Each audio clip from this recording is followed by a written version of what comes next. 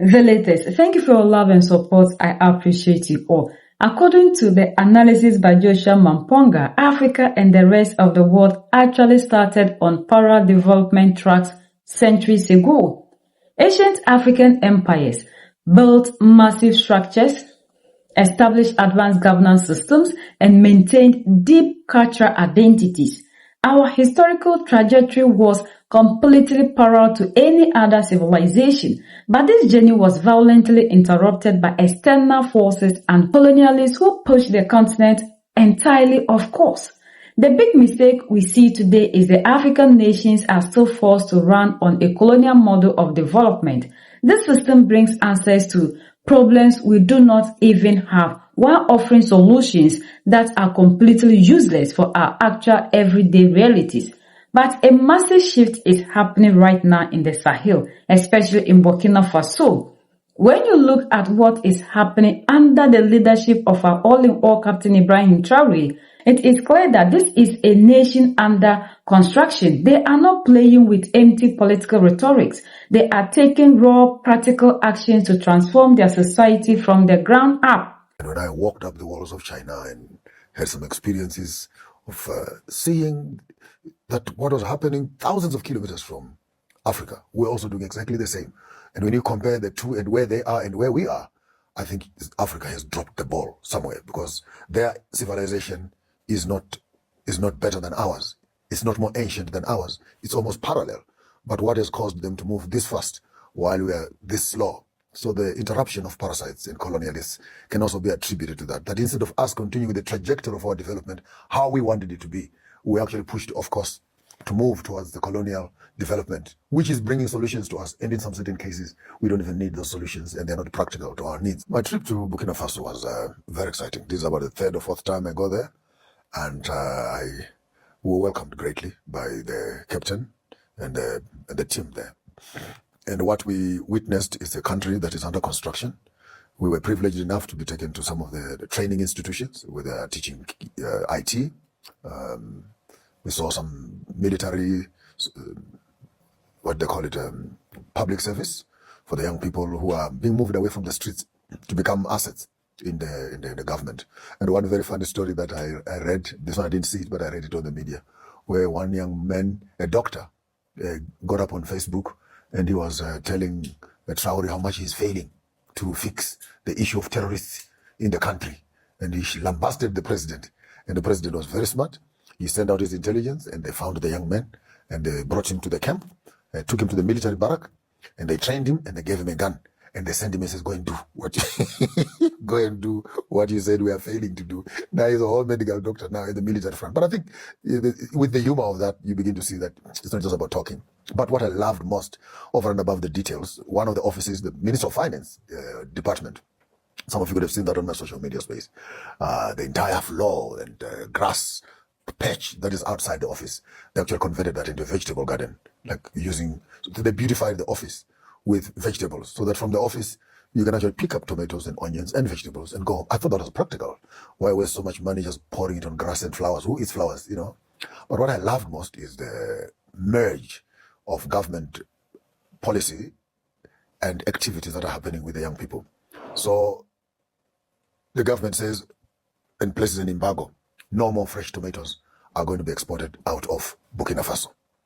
Now imagine the frustration with all the business people that have been sending tomatoes to Ghana, to Togo, and etc. And we woke up in the morning and no more tomatoes are leaving Burkina Faso. But Ibrahim Traore, being a military guy, he had already thought through the whole process. So when the embargo comes here, the manufacturing plants are already here. The processing plants are already here. The drying plants are already here. The farmers are over here. The implements are over there. The transportation is there. Now look at that whole entire value chain as it begins to respond to the decision that you make. And I think maybe in many of our African governments, that's the problem, where the decisions that we make in terms of our policy design and implementation and the literal activities that then meet up with that, you always find that they are moving away from each other instead of consolidating themselves into a common convergence. Similarly, so even on the fish farms that are happening there, beautiful, fresh, tasty fish that you find there, it's all being done locally. The young people are embracing the vision of their leader, and they're going forward to participate and not become the critics of their government, but become the agents of change within a conducive government environment, I think Burkina Faso and the Sahel states are going to be the leaders into the new Africa that we want. And of course, we took some time to go and play the games, indigenous games. And in the stadiums in Bobo Dioulasso. And while we were there in Bobo Dioulasso, what was nice also, they have a cultural village. I actually had a vision for Africa, a cultural village, where all the various cultures of Burkina Faso, each one of them had a booth of their own culture and their own activities. And just when I thought I'd seen it all, the neighboring countries, which are at the border of Burkina Faso, whose cultures are on both sides of the border, also came. So Ghana was there, Togo was there, and Mali was there. And it just created the dances that were happening, the drums. You don't have to wait for the other people to finish playing their drums. These ones are playing, these ones are playing. You're in this whole atmosphere of African celebration. I thought that was magical. And for celebrations such as Africa Unity Day here, it would have been nice to actually begin to talk about African cultural integration and celebration. So Burkina Faso is my second home. I had the privilege of being given permanent residence in Burkina Faso, and I look forward to contributing meaningfully towards the development of that country. My trip to China, and I spend all my life is traveling, it's learning, and getting to understand the continent in relation to the international community. My trip to China was a business symposium, business platform, where African leaders and African business community were invited by the Chinese to come and see the showcasing of the types of businesses that are happening in China, and how those businesses can actually have a direct link with the African businesses, bearing in mind that China has now moved very fast into manufacturing, and they are now looking for markets where these products are happening. I was not only interested in seeing the products and their manufacturing, but what was painful for me is to note that the products are made by the materials that we already have in Africa. So there is a disparity right there in terms of marrying our materials with the skills to produce the products that are needed. But what a time that I would see cell phone companies, the window frame, aluminium doors, gadgets, technology galore, the way they are doing their solutions, their cars that are driving, moving remotely and stuff like that. You were watching this in movies, but it's already happening in real time. And the cities, hey, China has got people, it's huge. You literally are flying into Guangzhou, and all you can see is just concrete, 80 floors, 70 floors, 100 floors, parallel next to each other, and I thought maybe something hit me. If this development, hey, they can have it. I don't think I can live in that environment. But looking at the land cannot expand. So they've come up with solutions also of being able to facilitate each other and accommodate each other. But of my most exciting was to visit the great wall of China and the ancient kingdoms of China right there. And what was nice is to note that the time they were building there is the same time or earlier on that Zimbabwe were also building. And to understand that their entire society is seated in their cultural heritage. And when I walked up the walls of China and had some experiences of seeing that what was happening thousands of kilometers from Africa, we're also doing exactly the same. And when you compare the two and where they are and where we are, I think Africa has dropped the ball somewhere, because their civilization is not better than ours. It's not more ancient than ours. It's almost parallel. But what has caused them to move this fast while we are this slow? So the interruption of parasites and colonialists can also be attributed to that. That instead of us continuing the trajectory of our development, how we wanted it to be, we actually pushed off course to move towards the colonial development, which is bringing solutions to us. And in some certain cases, we don't even need those solutions, and they're not practical to our needs. So I compare those two, where a nation is building itself from itself, and Abraham is importing materials, importing machinery to develop the community. China is manufacturing those machineries. And I think on those two illustrations, the African leader can begin to see how best do you want to create and produce and develop your country to be. Do you want to start beneficiating your raw materials? Do you want to start building manufacturing industries? But how do these value chains work to speak to your national development strategy, involving your young people and your entire community, and allow the people to buy into your vision? Don't walk around like a tourist when you're a leader all by yourself. You're the only one with a vision of where the country must go. Come on, stop a little bit and come back and address us. Talk to us. Let us buy into your vision and let us work together. China gives us a model of how in 30 years you can transform a country from a third world to become a first world. Yeah, and I think it's within our hands to do that. China had to break rules and laws to be where they are. And the visit of Trump to China, in my own assessment, it is rather complex because one, American companies took their IPs and took their products into China for the past 30 years to help them to do the manufacturing. Why? Because Chinese labor is cheaper. It was convenient for the companies to take their products there. So while the Chinese are producing Apple, they started learning how to produce Samsung. They started learning how to produce Huawei. They started learning how to do redo and other fake, whatever you call it. But they perfected their fakeness until their brands are now competing pound for pound with the American products. And we saw it in the last few months.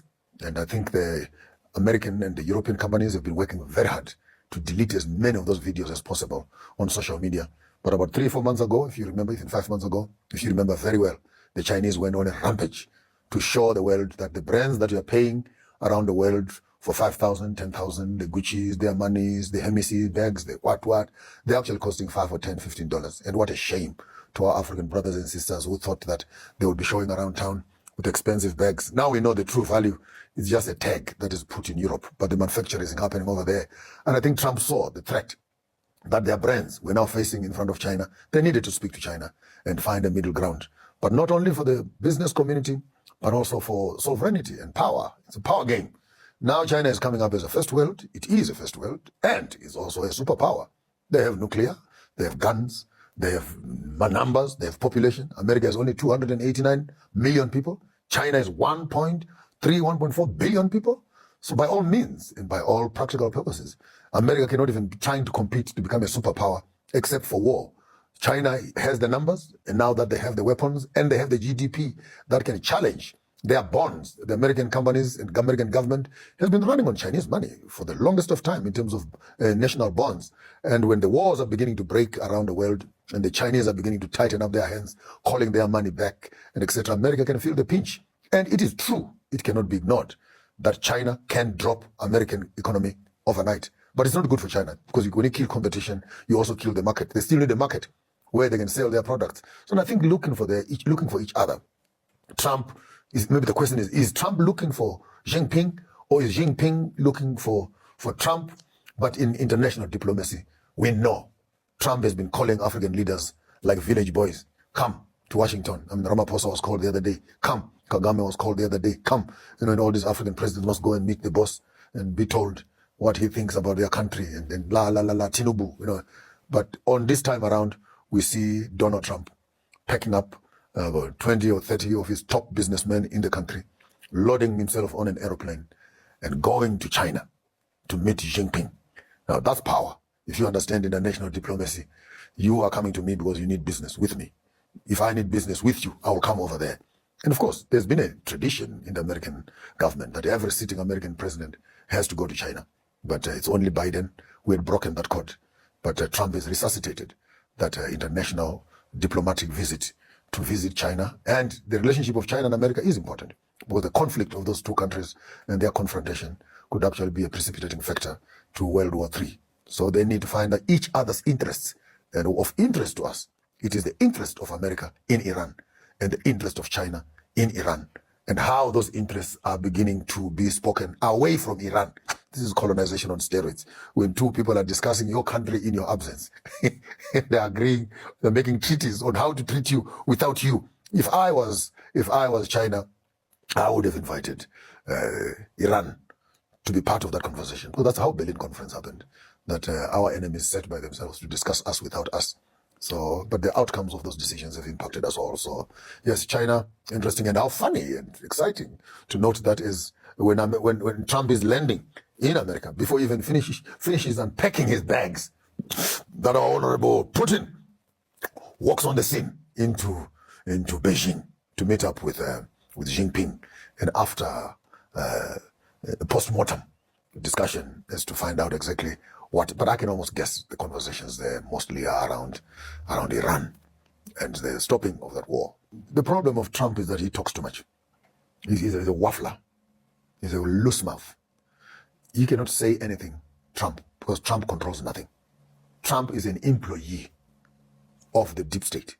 Trump is an employee of the multinational companies, the gun manufacturing companies, the bomb manufacturing companies, who are actually the lobbyists who put presidents into power and remove them out of power. And those people, they make money from war. So Trump cannot say that I'm not going to do war when the very people that have put him into power are selling weapons and selling bombs and selling grenades and etc. Impossible. So they needed to empty their stocks in the Middle East so that they can restockpile in the American government. It's a business transaction. So you bomb all your stations in Middle East. Then you walk back to Parliament and say, we have lost equipment. And the Parliament must approve money. The Department of Defense must make the money. They will sign up the contracts with the manufacturers, and business goes on as usual.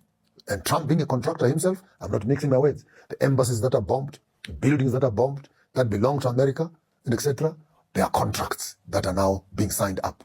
Who is going to repair those buildings? Who is going to build those buildings? New ones. The whole of Gaza and Israel that has been destroyed. New contracts are coming up in Tel Aviv to rebuild Tel Aviv. And those who are doing construction are going to make money. So war is creating business. So Trump cannot be talking about, I'm not going to go to war. He's not in control of himself. The army is being controlled elsewhere. When it comes to the issue of Iran, however, Trump undermines something very important, that Iran is not a new kingdom. This is Assyria, as a theologian. This is an ancient civilization. Way before America even knew where its toothbrush and underwears were. The Babylonians, the Assyrians, have been there, and the Persians, the Turkeys. These are not empires. They've seen kingdoms come and go. And you cannot wake up one morning as a 200-year-old boy, America, and think that you're going to delete a history that has been here for thousands of years. And I think he undermined his power. He overestimated his intelligence, having looked at Afghanistan, having been to Venezuela, having bullied Cuba, having been to Nigeria, having been to Iraq a few years earlier on, having struggled with Russia and Ukraine. He thought maybe Iran was a walk in the park. And to his embarrassment, he discovered that those people have been preparing this war for the past 20, 30 years. They knew it was coming. And the Strait of Hormuz, the cables that are going through there, the militarization of the Strait of Hormuz cripples down almost 20% of world trade in terms of oil. And whether this was intentional or not, it's another story. But we know now that most of that oil that was going through there was going to China. And China was one of the biggest users of that corridor. And America starting war with Iran over the Strait of Hormuz can almost tell you why. You want to slow down the production that is happening in China through restrictions of oil imports. And you are in Kenya here. You can feel the impact of the wars of Hamas. And some of our young people out there who are less educated will always come on our platforms like this and say, Mamponga, shut up. Talking about America, talking about Europe. Fix your country. Stop talking about global politics until you go to the garage. Then you find out what is happening in Iraq, what's happening in Iran has a direct impact with what is happening in your petrol tank, in your own house. So yes, we need to keep our eyes on the global political terrain, because whatever is happening out there has a way of coming to affect exactly what is happening to us. But the war between Iran and America is precipitated by Israel. Israel is the notorious boy. Israel is America in the Middle East. Classically, Israel is America in the Middle East. And of interest to us, as observers and as watchers of time, it is to see the impeccable timing between the Epstein files, the Iran war, and the Israeli involvement. And to understand that actually Epstein is a Jew, is an Israeli, is a Mossad, who has kept files for 3 to 4 presidents, who has kept files of all the top people in America and some of Europe to blackmail them for such things. So we don't even know whether going to war with Iran was trying to divert the community and the entire world away from the Epstein files, which are still pending, by the way. But in the last few weeks, we seem to see lots of media management. But we know it's a simmering pot that must be attended to. And Israel has been blackmailing American presidents for the longest of time to be doing this. But I need someone to be very clear about Israel. Israel is working with the Bible, the Torah. And the Torah gives the Israelis, oh, watch this one. It gives them the territory from the Nile to the Euphrates. Now, I put a document out the other day. Please go on my page, Farmers of Thought, and Google for that document. The map of the land that God, Yahweh, gave the Israelites starts at the mouth of the Nile, here in Uganda and Congo, and stretches all the way to the tip of Turkey, through Ethiopia, through Sudan, through Yemen, through Iraq, through Iran, and according to the promise that they were given, this is all their land. And no one will tell them that because their God says so. This is when the religion becomes a weapon of war. So when they are talking about Israeli war of Gaza and etc., the expansion of Israel, it's not like they're going to take Gaza and stop. No. It was get Gaza in, get Iran in, get Yemen in, come to Africa, get Ethiopia in. So even the arrival of the 500 Israelis that are here, they're now in Kisumu, here, in Kenya. I wonder if you understand the mindset of the Zionists. Why are they here? Because they, according to them, even Kenya and Uganda belongs to them because their Bible and their God gave them the land between the Nile and the Euphrates. So you are all supposed to be working for the Jews. You are the Gentiles who are mentioned in the Bible, and they're supposed to be lords and kings over you. And I wonder if people understand that theology and religion is actually a recruiting ground for Zionism. And their agenda as Zionists has nothing to do with helping Africans. In fact, they were telling, you can go and Google what they say about Africans. That if it was according to them, all Africans must be working for themselves, for the Jews. And of course, they are saying they're Jews. But me and you know very well, they're not Jews at all. These are Ashkenazis. These are they came here by conversion. If you are looking for the real Hebrews of the Bible, then find the history of the Hebrews. Hebrew, the Igbo, Hebrew, Igbo. Those are Hebrews, the Lembas, the Karangas. And this history has been baptized and confused in the Bible by the whitening. And hence, when you always hear me talking about the whitening of the Bible, these are the things that we need to start inculcating in the minds of the young people, that do not use the Bible to colonize yourselves. Use it to liberate yourselves by immediately when you remove the white people from the Bible. And you become the owners of the text. The promises of the Bible, therefore, become your promise. Instead of them saying we are claiming from the Nile to the Euphrates, it is the African, actually, who must say all this entire land. And when you look into the geographical location of that land, all the major trade routes of the world are within there. The Suez Canal, the Strait of Hormuz. And you will be shocked to actually discover in the writing of scripture, it was a strategic positioning that the chosen children must stand at the gate of commerce so that they can benefit from the trade from the east and from the west. But Israel, being fake in her present status, will never win that promise. For that promise was never given to them. It was given to us. It is our promise. That promise does not belong to white people. It is us. And we must start saying it in our generation. We are not footnotes on the biblical text. Throw away all those sermons that we've been reading. Oh, one of the black prophets found in the Bible is Zephaniah. Hey, the man who carried the cross is a black man. Hey, what? Stop right there. Abraham comes from Ur of the Chaldees, which is a city that was built by Nimrod. Nimrod, who is the son of Cush. Cush, who is a black man. Abraham. Yahweh has given birth to the Hamites, to the black people. Abraham is black. And once Abraham becomes black, the biggest change is how they are engaging the youth. Instead of leaving young people idle on the streets, the government is deliberately moving them into training institutions. They are teaching them IT skills, integrating them into public service, and putting them through military training. They are turning the youth into national assets. Even their civic spaces show a complete shift in mindset. In many African countries, governments spend millions of dollars importing flowers and maintaining fancy lawns for official buildings, but nobody eats flowers. In Burkina Faso, the Ministry of Finance and other state institutions have cleared those lawns and turned them into vegetable gardens. They are growing tomatoes and onion right outside their offices. They are replacing superficial beauty with real productivity. According to Mamponga, the core defect in most African policies is the massive gap between making a decision and actually executing it. Decisions rarely match actual local activities. Burkina Faso is fixing this by taking absolute control over its own value chains.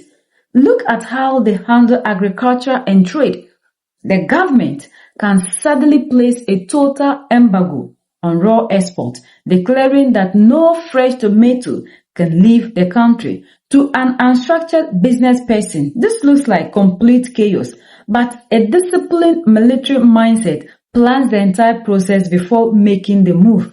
By the time the embargo is announced, local processing plants and solar drying facilities are already built and operational. The tools are given to local farmers. Transport networks are fully coordinated, and the entire value chain responds perfectly to the policy.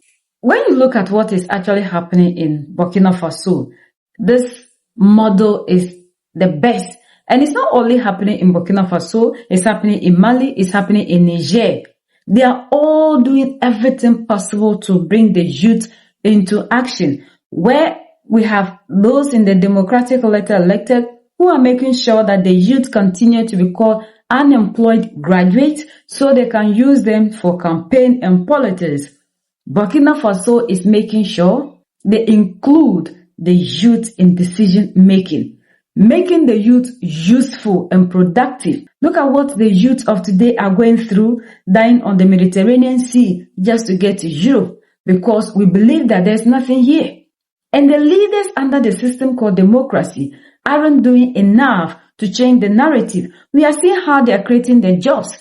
Yet, when you come underground, the youth are still suffering. People go to schools complete and nothing more. But before Captain Ibrahim Traore takes any decision, like he used the tomato as an example, they have already planned everything. Things are working 24/7. Unlike how we have other ones who are saying things in speech, yet underground nothing is happening. So Africa needs its own model. And that is why Captain Ibrahim Traore, Assimi Goïta, Abdurrahmane Tchiani, our two generals, always tell us that we need our own system of governance, because the one that has been given to us gives us a solution that doesn't solve our problems and create problems that our solutions can't even solve. So at the end of the day, we are saying that this system doesn't understand the African, neither do the African understand the system. And the more we do not understand the system, the more it benefits the one who gave it to us. Because when you understand the system, you can work against it to set yourself free. That is what we are seeing in Mali, Niger, and Burkina Faso, because they have understood the system, what it is meant for, and they are now making sure they undo that system, because the system is not working in the favor of the African. And that was why they decided to move out of ECOWAS, because they said the ECOWAS community or the bloc isn't serving the interests of the people. And Julius Maada Bio, the ECOWAS chairperson, said it clearly at Davos that they protect borders instead of protecting the people. So as Africans, we need to understand that these things that were imposed on us were never meant to give us any relief. And we have to all yearn for the model that is happening in the Sahel. We are the only ones that can set ourselves free. United we stand, divided we fall. And united we keep standing forever and ever. The greatest enemy of the African is mental slavery. So let's colonize ourselves from mental slavery. Let's keep sharing to educate our brothers and sisters. Together we'll make Africa great for ourselves and the next generations that are going to come. So that's the latest around the world. In Africa.